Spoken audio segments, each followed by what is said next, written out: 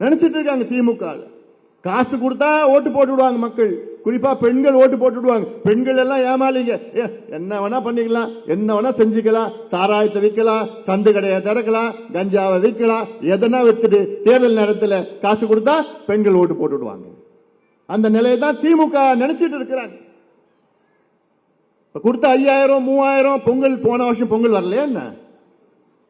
போன வருஷம் ஏன் கொடுக்கல, காசு கொடுக்கல? அதுக்கு முந்தின வருஷம் பொங்கல் வரலையா என்ன? அப்ப ஏன் காசு கொடுக்கல? இந்த பொங்கலுக்கு ஏன் போயிட்டு 3000 ரூபாய் கொடுக்குற?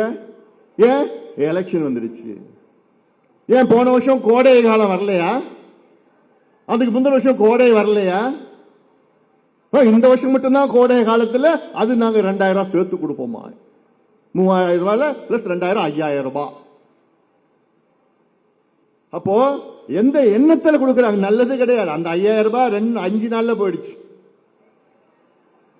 திருப்பி கவர்மெண்ட்டுக்கே போயிடுச்சு. 5000 ரூபாய் 5 நாள் தான்.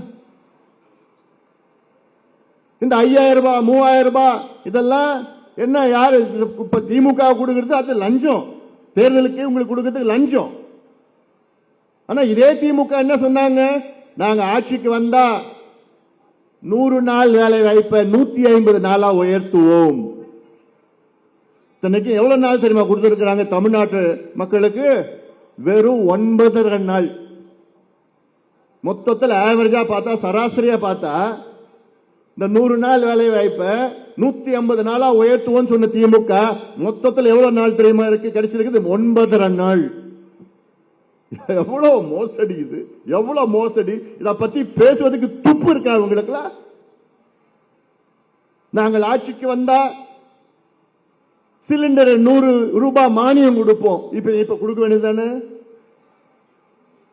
இப்ப ஈரான் சண்டை நடக்குது இல்ல, சிலிண்டர் விலைவாசி ஏத்திட்டாங்கல்ல, ஏன் அந்த 100 ரூபாய் மானியம் இப்ப கொடுக்க வேண்டியதுதானே?